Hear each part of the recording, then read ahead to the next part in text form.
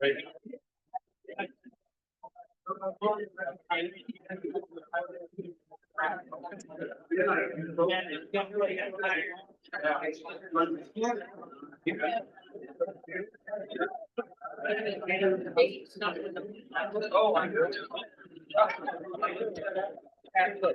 afternoon, everyone. And yes, I'm back. Welcome to Bloomington Rotary's Tuesday celebration of service. My name's Tracy Ivanovich, and I'm filling in for Steve, who's on a well-deserved vacation. It was supposed to be Sam Udek. He came down with sinus infection. So we have lots of people to volunteer and fill in at the last minute. So please silence your electronic devices. And on this day in history, September 16th, 1940, President Franklin Roosevelt signed the Selective Training and Service Act, the first peacetime conscription in U.S. history. Men between the ages of 21 and 36 were required to register for military service. And on that note, I'd like to invite Tim Jessen up for a reflection.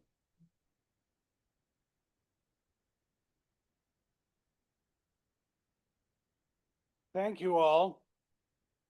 It's been said that a Methodist minister ought to be able to do three things whenever necessary. They are, do I need the phone? Okay. They are to be able to preach, pray, or die.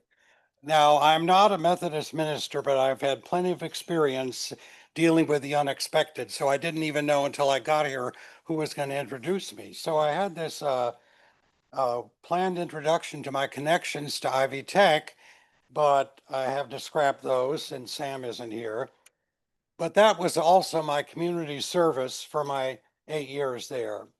Steve asked me to talk about some of my community service work, and I told him that once I helped start a support network for men surviving prostate cancer.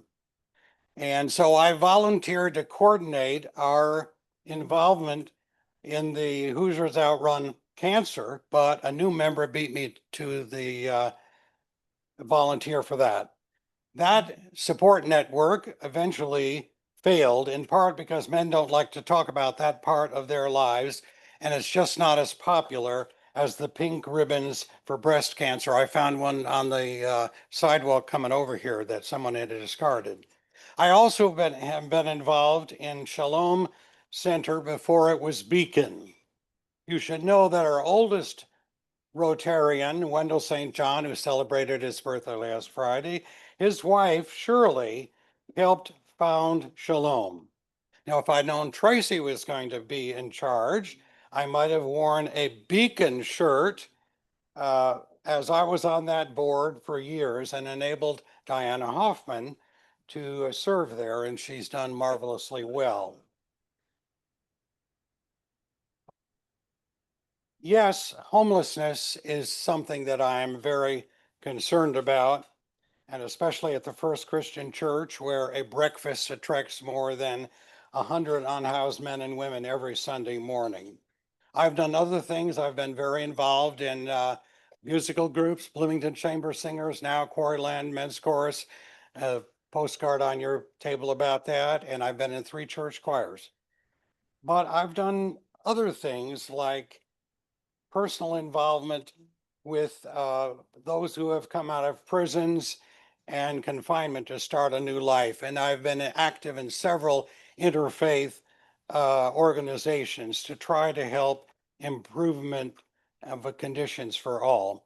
But today I'm getting to my present involvement with the Bloomington Refugee Support Network. Thanks to Sylvia McNair, another good friend of the club, I have this, I can even read it, Immigrants Make America Great t-shirt. And I also want to bring to your attention our parallel organization, Exodus, which was publicized in an unflattering way this past Thursday. That, by the way, was the day of 9/11 anniversary. And this was the picture on the HT. Okay, that's our Attorney General. And I know all of you will say, I don't get the HT anymore, or I only read it online, but there are sometimes things that you actually should read and pay attention to. So I'm not gonna go into the details, except that the Attorney General of our state has focused his attention on Exodus, which helps refugees as the Bloomington Refugee Network does. And David Meyer and Cindy are active in that group, and many others of you are concerned about it. Bob Salzberg, another Rotarian who gave me a job for 5 years as a religion columnist until, what was the name of that? Over Gannett decided that they didn't want any more local columnists. So there we go. But he said that journalists should comfort the afflicted and afflict the comfortable. So here goes. Watch out. Sunday night, there was a service remembering the college speaker who was assassinated last Wednesday. And the meeting was held here in this building, including the solarium where we sometimes meet. Kirk was scheduled to come here to IU in October, and some former Ivy Tech students were urging me to attend. It won't happen. But our nation is broken right now. That's the same part of the building where guns from the roof. We're focused on students protesting in Dunn Meadow. My friend Wendell, at age 94, he calls it Gun Meadow. We have to face these things. That's the point of this reflection. And the best way we can do it is to continue our service that we're already involved in, to Beacon and the unhoused, to refugee networks under attack, to trans people and former prisoners, to international students, and wherever the war is being waged. But please, no violence. Extend love, not hate. And always service above self. Amen and amen.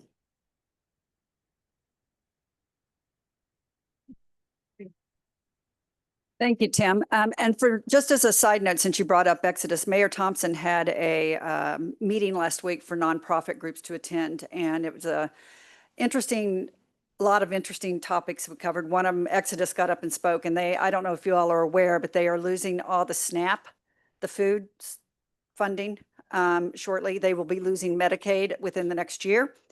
It's pretty significant. Shelley Salee, a fellow Rotarian, talked about all the implications with HealthNet and why this is all as a result of the big, beautiful bill.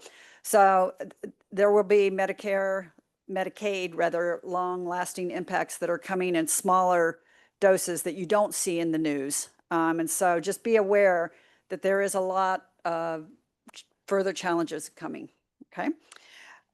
Let's see, introduction of guests. Jim Sims, ready and wait, and no glasses. Look at you, styling.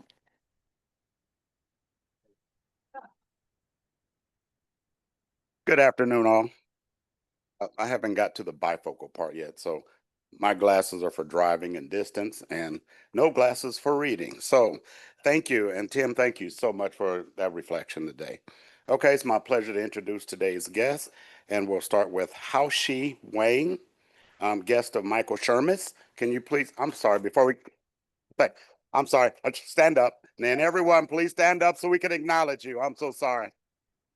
Welcome, Hao-Shi. Ellen Stroman, visiting Rotarian and future member. Is she present? All right. Welcome.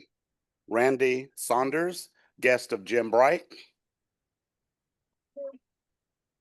Member in process, thank you. And my friend, Yael Cassander, guest of Alan Barker. Welcome. And last but not least, Ann Holman, a guest of Peyton Flynn. Standing in the back there. Thank you. Do we have any guests online? We are all Rotarians online today, Jim. All right, thank you very much. And all of our guests, if you have any interest in being a part of this club, just talk to anyone at your table and we'll get you steered in the right direction. Thank you all very much. You're welcome. All right, now for the birthdays. We have one birthday, Tim Thrasher, past president, on the 19th. And then two anniversaries, C.M. Morrison on 9/17, and then Cindy on the 22nd, Cindy Neidhart. For announcements, I have quite a few announcements, so hold on to your seats. Andrea Murray, you're going to come up and share about the holiday party. You guys have been feverishly at work. We've got the details worked out now, and we're going to have pretty much the same food as last year, except upgraded desserts. No cookies and brownies this year. Well, they may be some brownies, but we're going to have fruit cobbler and some other stuff. And we're still negotiating the ticket price, but it looks like it's going to be very affordable this year. And we're going to invite the North folks to come and join us again as we did. And we'll have music, and maybe a little less loud, but we'll have music. So come along when you get your chance, buy your ticket. Yeah, good luck with the little less loud with this group. So for everyone to remember, tomorrow we are co-sponsoring the IU Law School's Constitution Day Luncheon. It starts at 11:30 and parking is available at the Henderson Street Garage. It's 1 block away. For those of you who need a driver to drop you off at the north end of the building, there's a ramp and there's elevators inside. So everyone try to make it. It should be very informative. It's going to be at a Reader's Digest level so that we can all understand the Constitution, et cetera. And some who are probably up here maybe need to take a few steps backwards, just saying. But it's going to be quite interesting. And we did sign up. How many people do we have signed up? 34 people. So we need everyone to be there. The Peace Building Committee is meeting here today at 1 p.m. So please join the group if you are interested. Next week, Beacon has invited all of our club members to join them as they celebrate a groundbreaking ceremony for the new Beacon Center. It's the 23rd. It's the 23rd from 3 to 4 at the new location, 1201 West 3rd Street, right by Crescent Donuts. It'd be great if everyone could show up. I know quite a few of us have been very involved in that. And lastly, the annual Rotary Toast is the event that funds our club and foundation's local charitable giving. Don't forget to buy your tickets. We're up to about 240 with about another 50 verbal commitments. So we're getting pretty darn close. It should be fantastic. We'll have Mayor Thompson speaking. Shelley Yoder is going to MC. We have the Bloomington High School North Band, who is fantastic, according to resident expert Alon Barker. They will be playing, and we'll have a couple of singing guests as well. And the Bloomington High School North Habitat Club is actually facilitating everybody working their way through and the tickets, et cetera. So should be a great time. And with that, we need some happy dollars. Do we have any? Oh, Lynn is on it. Well, Michael will come to you next.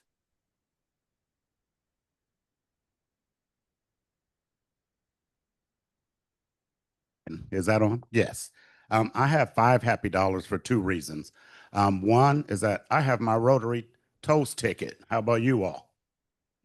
All right. Number 2, and we will be reminding you later on the save the date for and many of you know I'm president of Monroe County NAACP, and our Freedom Fund banquet will be Saturday, November 1st out at Ivy Tech. So we'll talk more about that later. Just keep it on your calendar.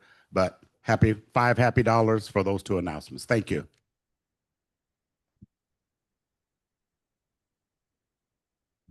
I have 3 happy dollars because I have to report that friend of the club and former sponsoree, Amina Mohammadi's husband, Jawed, has gotten a new job. He got his work permission back after being taken away by the Trump administration in the spring. He has gotten it returned, and he starts on Friday at IU Dining, a job that he had to leave because of the loss of his work permission back in May. So back to where he's now back to where he was. But I'm happy about that. I do want to put in a quick plug and say that he is an electrical engineer by education, having a BS in electrical engineering. And if anybody knows any contacts regarding kind of electrical work or that kind of engineering work, please let me know. I really appreciate it. Thank you.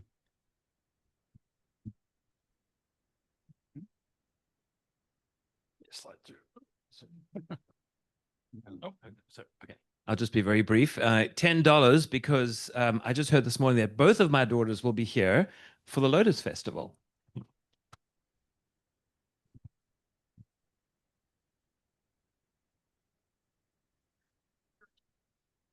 Yes, I'm done $20 for coming back to this. And being with all you good people. Thank you. And I just have happy dollars because my table mate is back. So Any online? Not at the moment, Michael. We're happy Charlotte's back, though. I have 20 happy dollars because our youngest son is doing an internship up in Indy Monday, Wednesdays, and Fridays, and it feels like he's actually growing up, and it's pretty exciting. And I didn't have to do anything to help him get it.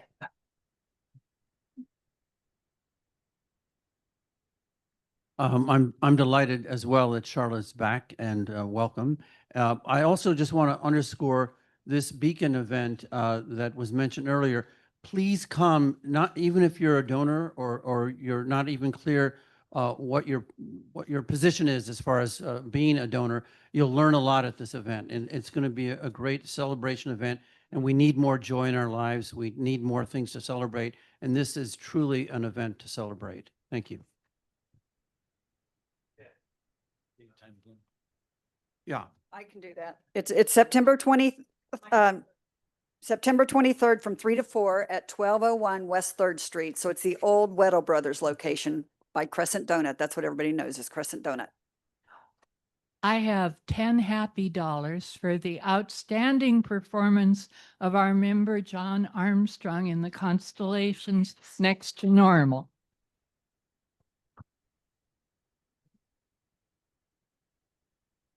One more.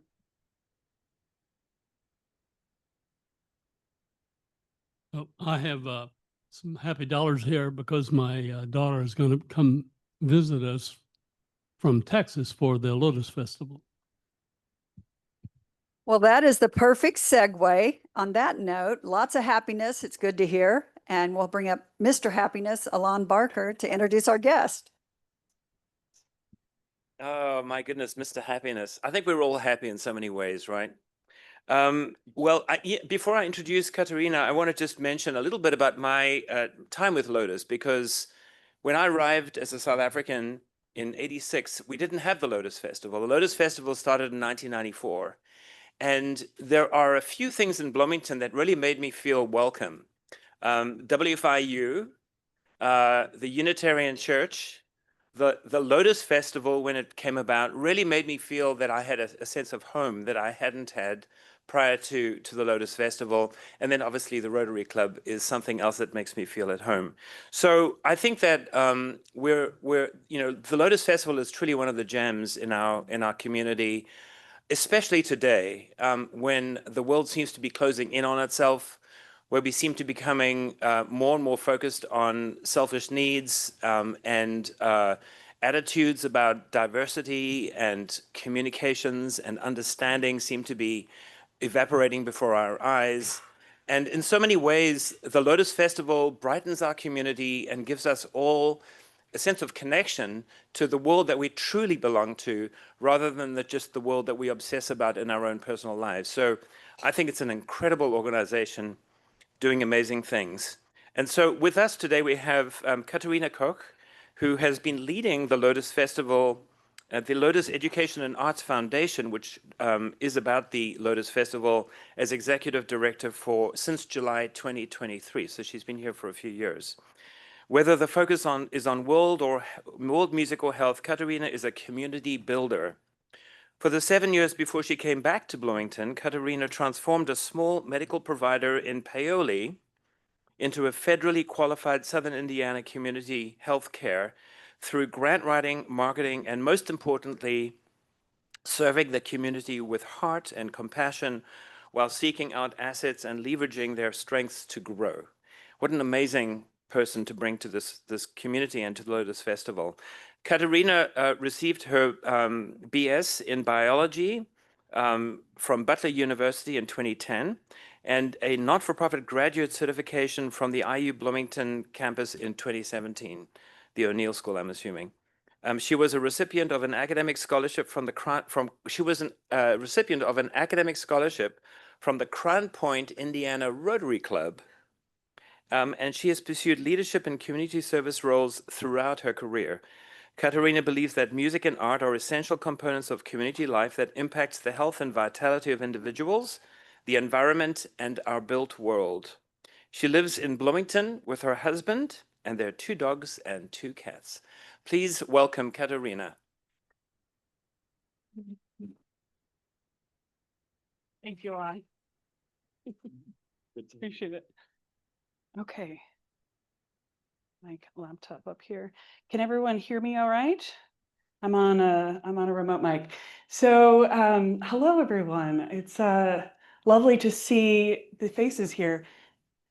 Let me move that out of the way.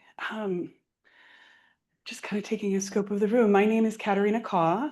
I have been living here in Bloomington for, I first came here in 2013 and worked for the IU Health. I was on, I worked for Blooming Foods. I worked in elder care. I lived in an eco village. I had a great Bloomington experience. And then I moved to Paoli, Indiana, where I supported a community health center there, and did my bloomerang. Came back to Bloomington. Is the mic? It's okay. Yeah, great. Thank you. Well, I want to start with gratitude for the Rotary Club for being a part of my initial journey into leadership, into my career and my academics. The last time that I was at a Rotary Club, I was 16 and I was representing our local Latin club. I was part of the Latin Indiana Junior Classical League at that time. So the leadership pursuits, I've been part of Student Conservation Association, National Outdoor Leadership School. I've been on countless steering committees and served on boards and problem solved with executive leaders in Southern Indiana. And so I'm really glad to be bringing these skills to Lotus Festival and the Lotus Education and Arts Foundation and to Bloomington as well. As Alon mentioned, my personal objectives are to support health of the individual, the community, and the environment. And investing in art and culture is an essential component for thriving communities and building more resilient economies. I just want to say thank you to Tim for your reflection earlier about service. I think a festival can often come across as just entertainment, but Lotus represents a lot more than that. And it represents values that a lot of people in this room and people in Bloomington really care about. Service is so important. And this year in particular, I really felt that message to keep going forward with the work that we are doing. So I'll get more into that, but so my presentation today is talking about celebrating the world's diversity with the Lotus Festival. Now let me change screens.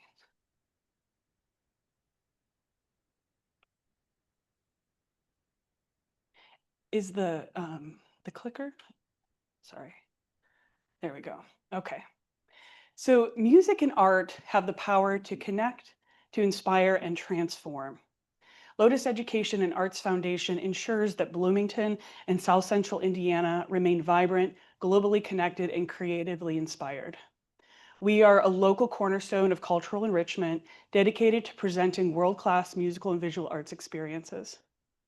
Our mission is to create opportunities to experience, celebrate, and explore the world's diversity through music and art. Since our founding in 1994, Lotus has become an established institution that connects Southern Indiana to the world through music and art. In 2001, Lotus was recognized by the Indiana Arts Commission for the Indiana Governor's Award for art. The origin of our organization is rooted in innovation, education, creativity, and enhanced quality of place through the arts. Today, we continue that legacy within our programming with communities throughout Southern Indiana.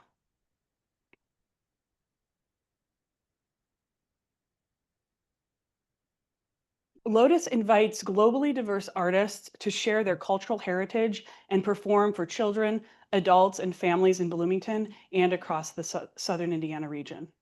We focus on music, dance, cultural storytelling, experiences via performances, workshops, and lecture demonstrations. These broaden the audience's understanding of the world's diverse cultural heritage. And our principal programs are the Lotus World Music and Arts Festival and the Lotus Blossoms Education and Outreach Program.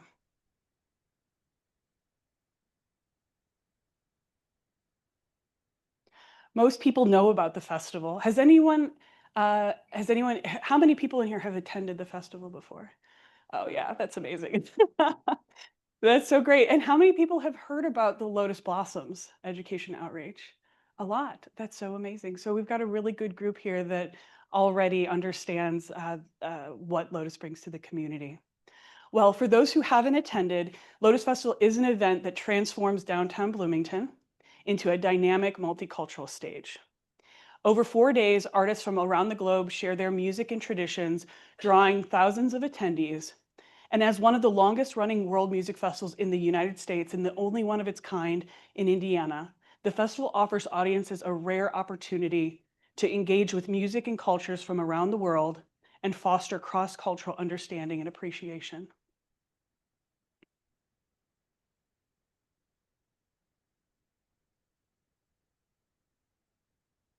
Lotus brings people together. Thousands of people who attend the festival are spiritually, culturally, and artistically transformed by the quality and talent of artists who share their artistry, traditions, and love of music. In one of our post-festival surveys, one attendee said, "The main reason I come to Lotus is for creative renewal, energy, and inspiration. Lotus recharges my batteries unlike anything else in my life.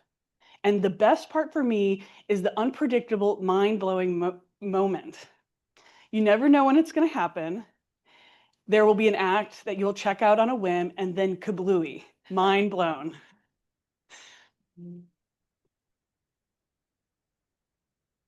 The Lotus Festival welcomes over 400 volunteers from Bloomington and beyond. Each year, the festival serves as a unifying force that builds relationships among volunteers by fostering pride, connection, and community resilience. Research consistently demonstrates that participation in the arts is associated with reduced stress, anxiety, and depression. Art making and art viewing can lower cortisol levels, enhance mood, and serve as coping mechanisms for trauma and stress. Public art and shared cultural experiences foster a local identity and unity. And the arts provide routine, purpose, and joy, which are all elements essential to overall well-being.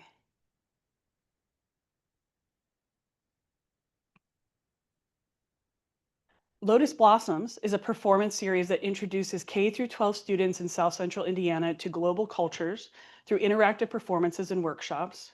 Lotus Blossoms invites students to embark on musical journeys across continents, helping to bridge cultural divides through the universal language of music and art. Many are introduced to new rhythms, to traditions and languages for the first time. The program places a strong emphasis on hands-on learning, with artists leading workshops that allow students to explore global music and art in forms that are meaningful and interactive. We have really strong collaborations with the schools and community partners in Monroe County, Greene County, Lawrence, Brown, Orange, Owen, and Bartholomew counties. And the sky's the limit, right? In 2025, Lotus Blossoms presented 14 artists from 5 different artist groups. We reached about 6,500 individuals in 3 counties and provided over $3,000 in school scholarships, including 15 schools in Monroe County, 4 of which were Title I low-income schools, 1 school in Orange County, 1 in Greene, and 2 community centers, Boys and Girls Club and Stone Belt. We hosted 6 public performances at various local venues, including the John Waldron Arts Center, the Buskirk Chumley Theater, the IU School of Education, and our Lotus Fire Bay. And we partnered with Monroe County Schools Computer Science team to bring 2 schools a week-long immersive artist residency. In addition to school-wide performances, we provide teachers with study guides so students can learn about each artist's cultural and musical heritage and interact with art and STEM activities that relate to instruments and the science of music.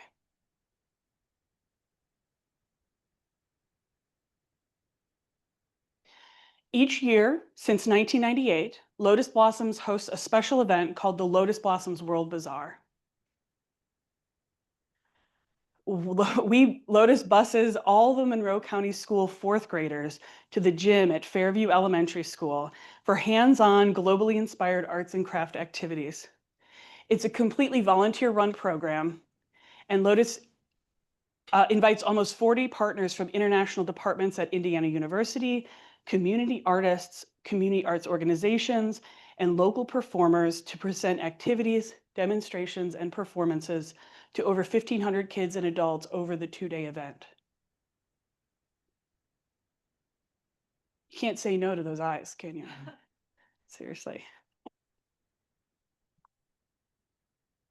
So, although government grants helped us through the first few years of the pandemic and allowed us to continue the festival, recovering from post-pandemic losses of over $350,000 have staunched our activities. So it's a really high number over the last 3 years of financial losses.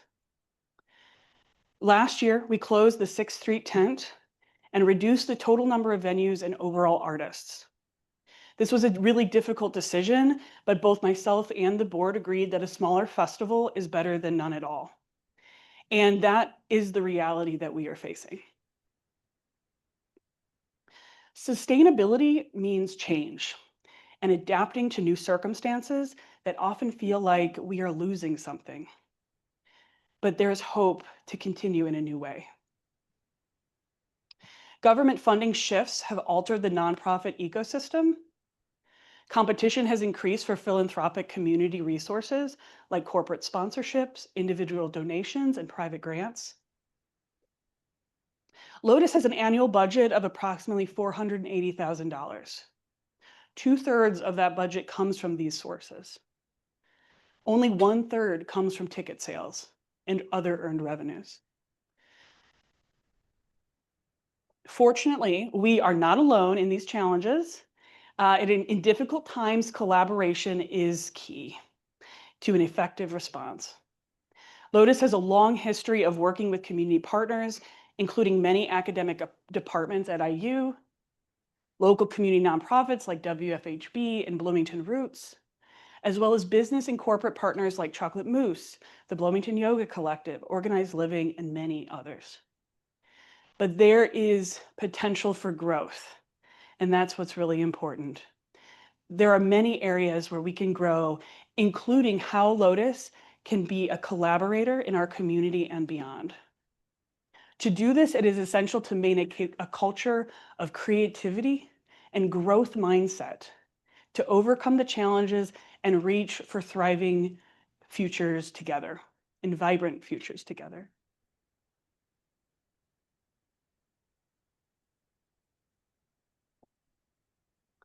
So according to the 2022 report on planning with arts and culture from the Indiana Arts Commission and Ball State University, tourism and community foundation representatives and municipal leaders see arts and culture as having an important role in their communities.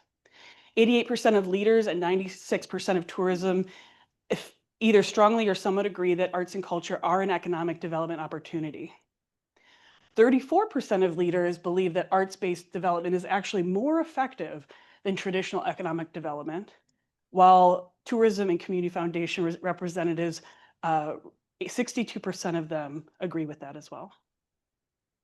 71% of leaders and 92% of tourism community foundations representatives either strongly or somewhat agree that it's important to include arts in community planning initiatives.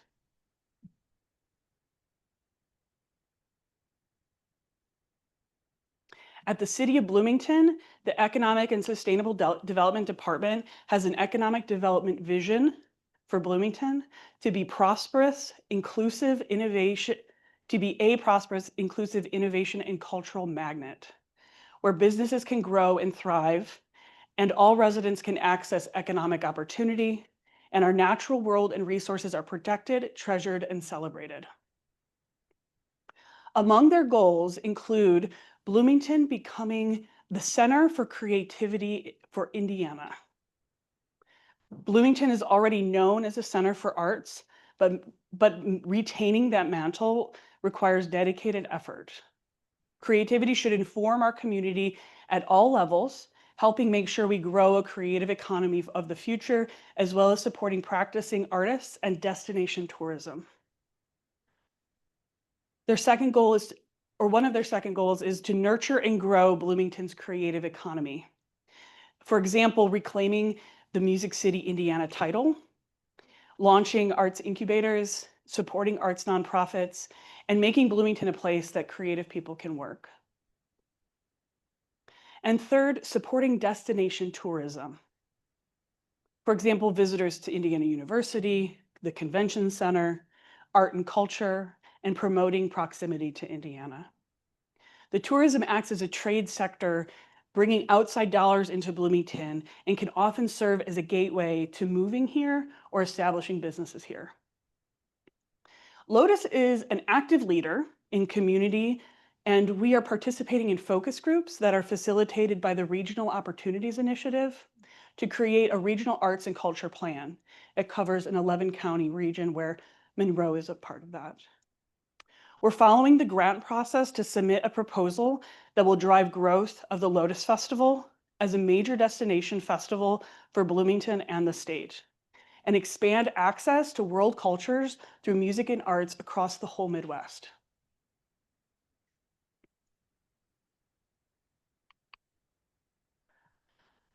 So our story, over 3 decades, we've had an impact in the community. More than 10,000 people come to fill the streets of Bloomington every year, and nearly $1 million flood the local economy during the Lotus Festival. Lotus supports a thriving creative class and an art economy, which invites new visitors, industries, and fuels the growth of the region. Transformative music and arts experiences are accessible for all ages, abilities, backgrounds, and incomes. Even if someone can't afford a ticket to the festival, our volunteer exchange provides one night of festival for free. It's a great opportunity to engage with the community and discover the magic of the festival. Over 100 art partners engage with youth and families every year with experiential learning to create lifelong memories and establish core values. This year, I've begun conversations with Visit Bloomington to help us determine our current economic impact from the festival today. So we will be sending out post-festival surveys that include these metrics.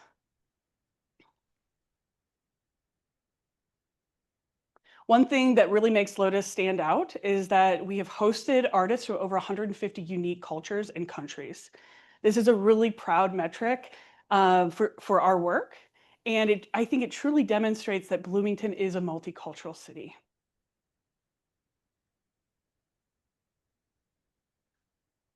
So, what to do one step at a time? We move forward. Lotus will overcome our challenges by engaging with our active and seasoned supporters and finding new friends to help us grow into the future. You can help us do that. You can attend the festival, invite your friends, and buy tickets. With the hands that were raised, I'm sure many of you will see many of you out there. You can give a sincerely modest donation to contribute to our mission. For those of you who are over 72, a great way to do that is through required retirement distributions. You could also become a sponsor and support our artists, our staff, and our festival footprint. I want to know how Lotus can help your business reach its goals and provide the best experience for you and your employees. Finally, I'm just going to leave you with the lotus flower blooms most beautifully from the deepest and thickest mud. So let's work together to rise up and create something beautiful.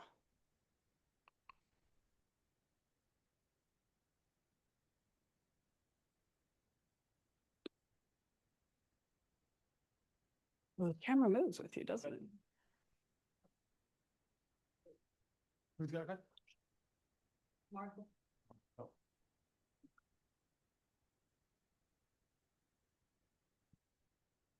Sorry, the furthest one away.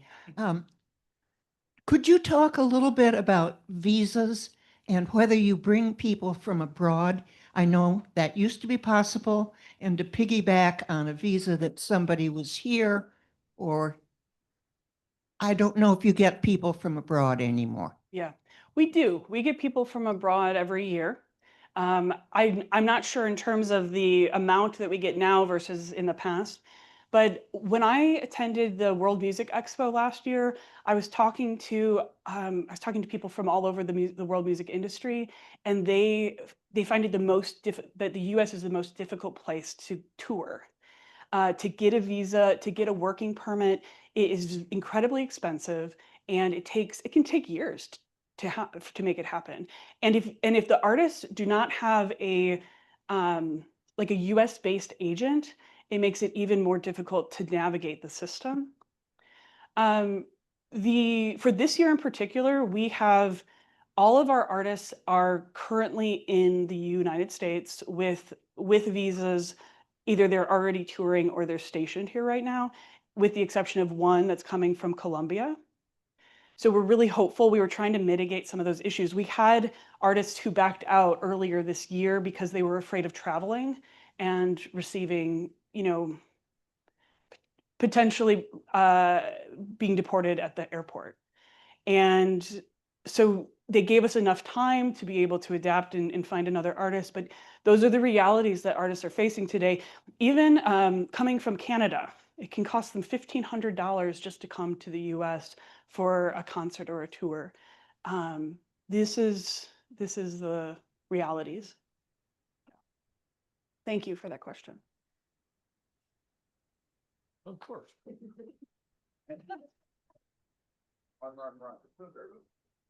Michael, right here. Okay. Okay, so where do they all stay? Well, we book hotel rooms for artists. We get a really great rate from Holiday Inn, and we have a whole track of rooms for not just like the artists, but their managers and any guests that are coming with them. And Lotus covers that cost for the artist. Mhm.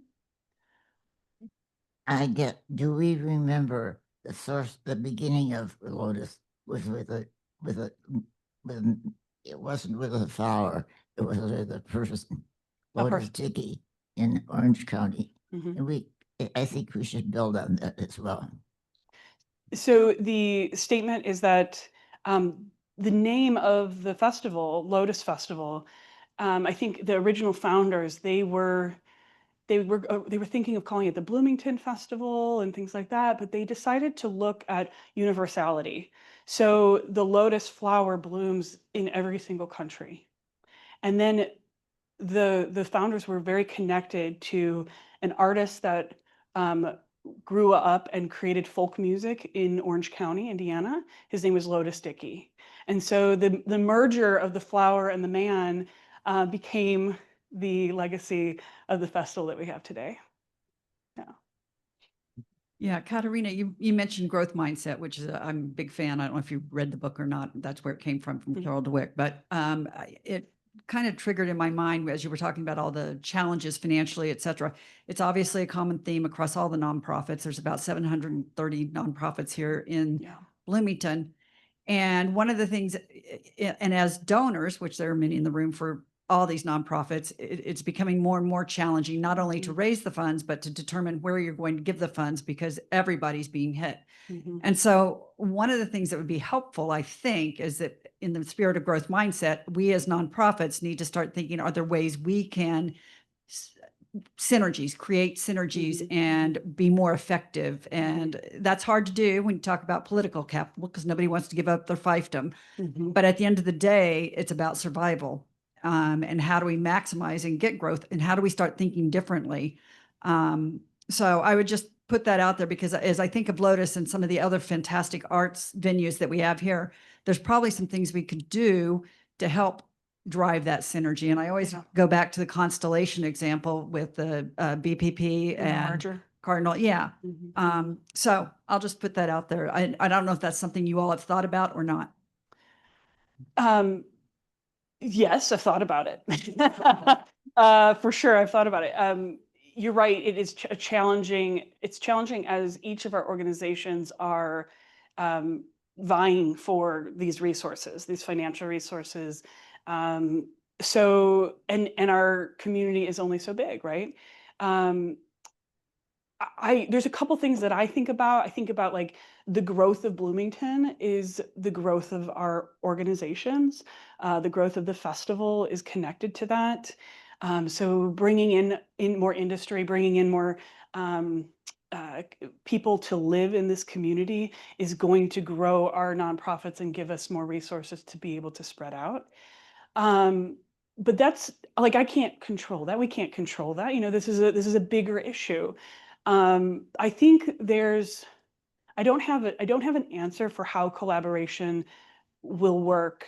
But I think in terms of growth mindset, in terms of being creatively, like a creative culture, you know, it's so much easier to complain about what we don't have instead of thinking about what assets we have and how we can sit at a table, combine our assets and make work happen for all of us. It just sometimes doesn't look like the way it used to, and it doesn't feel the way that, you know, you might want it to feel, but that change is really important. And it's important to embrace that and move into the direction of our whole community thriving instead of siloing and, you know, trying to piece it all together. So yeah, thank you for that. Hi, I run my sister's closet and I've had some really good experiences with thinking outside of the box as far as looking to host families for some of our clients to house women next to jobs that we might have them in. I think even within this room, but throughout all of Monroe County, there would be several families that might be interested in being host families so that you could cut the hotel portion out of your budget, which I think would help out some. Yeah. That's a great idea. Thank you so much for that. Yeah. Yeah.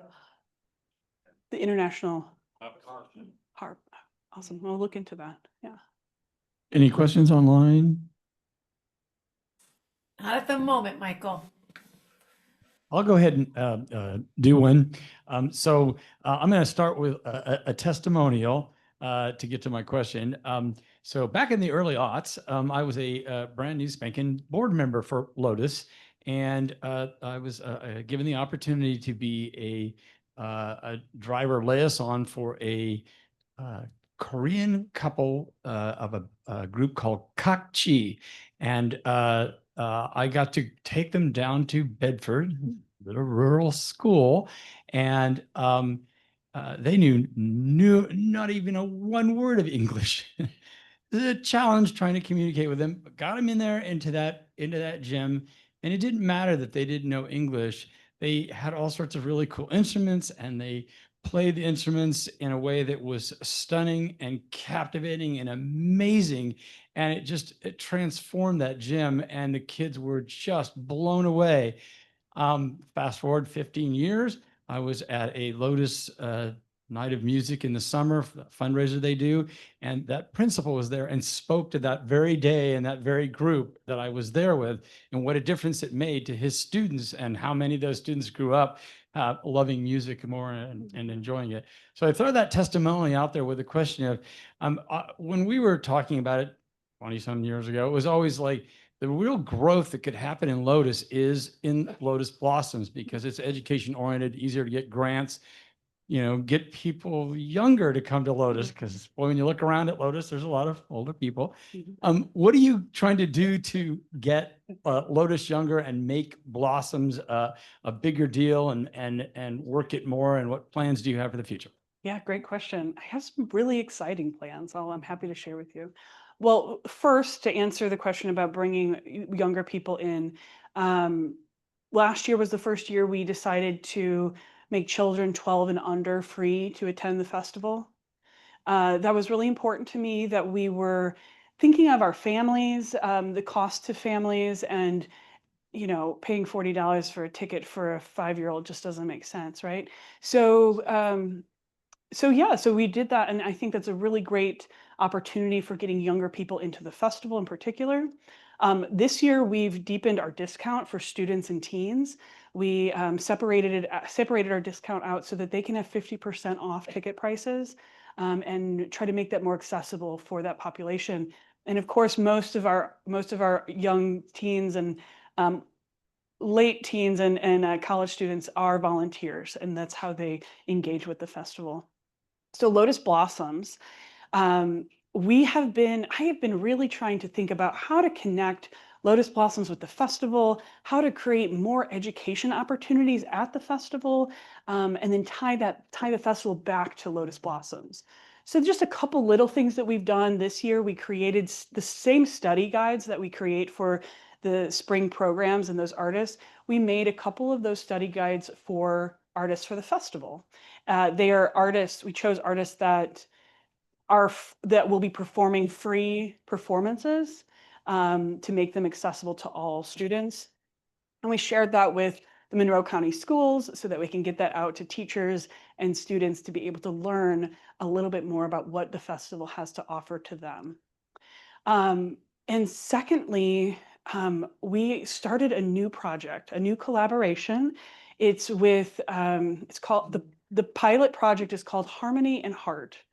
It is a connection to wellness and music and brain development and emotional and social learning and nervous system regulation.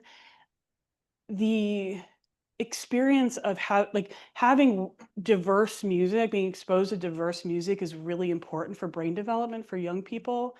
And that was something that was shared with me by Jill Bolte Taylor. She told me, she's like, hey, you should kind of connect kids to that concept. So we partnering with Team Peace and Let Music Speak, who are nonprofits based in Orange County. And so this year, we have an expanded pilot program in Orange and in Crawford County, which we've never been to.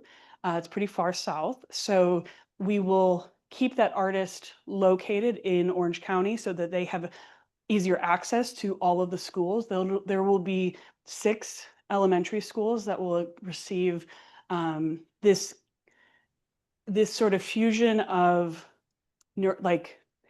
they already receive these Team Peace activities. So this is brain development, social emotional learning. They're already receiving that in the classroom, and then we're going to pair that with the music and combine those two together. So we're going to see how it goes. It'll be our first pilot. Hopefully we'll be able to grow and expand from there and integrate wellness into the concept of world music and what we're bringing to the schools and the classes and what kids need today. Yeah, cool. Well, Michael, your testimonial inspired me to also testify. I am a 20+ year, I don't remember the number, 20+ year volunteer at Lotus, as well as a festival goer.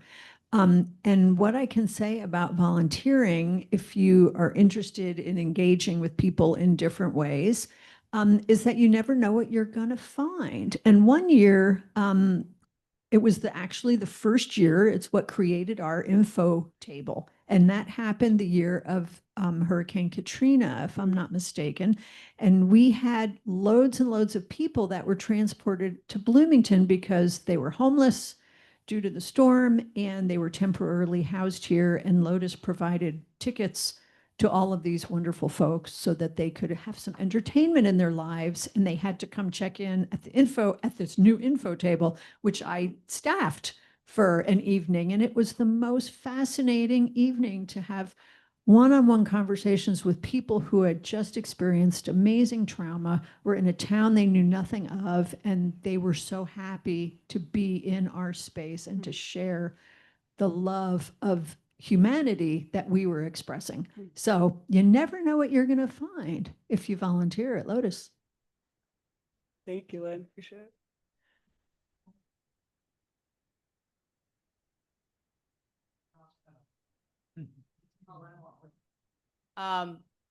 Back in the late 1990s, one of the first big events that Wonder Lab participated in was the Lotus Blossoms. They brought in Mather Museum with their different instruments. And then we had the music, obviously. And then we had Wonder Lab coming in talking about the science of music. What Wonder Lab has gotten a great grant for from Lilly is to go out into the surrounding counties to bring science. And I'm not sure what the parameters were on the grant. I only just heard about it, but the idea of there being a possibility for music to go out into the communities, you're already got links there, whether it's possible to do that and get a grant to underwrite that for you and possibly help recoup some of your costs. The other option might be, we do have a lot of theater companies in South Central Indiana. If there was ever a way to be able to offer a world music group to come and play before the show opens, I mean, before the curtain goes up, you're going to hit an audience that already likes the arts. And it would allow them to have a taste of your event. It would give the theater company something really cool to offer the audience. And it might be a really great way to get the word out in smaller communities about the festival, having actually seen someone play. I love the idea of going out with a partner, especially we already have a precedent for integrating STEM into our programming. And in terms of theater, I love the idea of Lotus touring something, into the community. As opposed to bringing touring artists in, we bring something, in a little bit of more of an integrated way with other organizations. And so those kinds of collaborations, I think, that's the mindset we need to have, and take it one step at a time and try to develop those collaborations and come up with the logistics and the funding and things like that. So to me, that's the future, is and how we connect with people in here, yeah, and the region. Yeah. Thank you. Thank you. Yeah. Glad to be here. And Melinda, that is exactly the growth mindset and kind of thinking that we all need to start doing, because there's a lot of good nuggets in there that can help us. So thank you for that. Katarina, I want to thank you for the wonderful presentation. Obviously, you've got a lot of Lotus lovers in here. And in honor of your presentation, we'll be making a donation to Off Night Productions as a club. With that, a meeting like this doesn't come together without the help of many, many people. So I'd like to thank, first of all, our fabulous greeter, Ruth Boschkoff, Jim Sims and his styling guest introductions, and Mr. Happiness, Alon Barker, for our speaker introduction. Joy, it's fabulous to see you online. We like you in person, but we like seeing you online as well.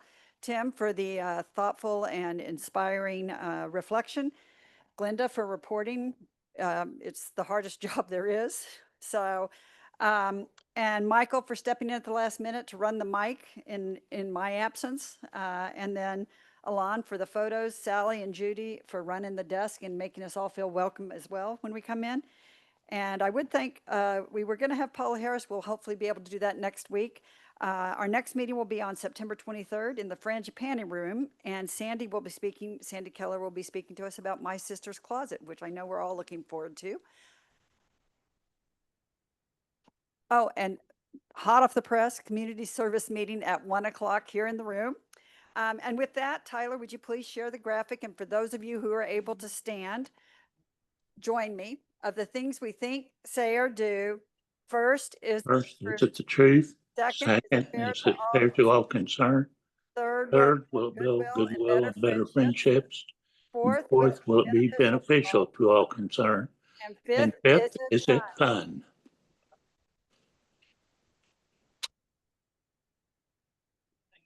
Okay.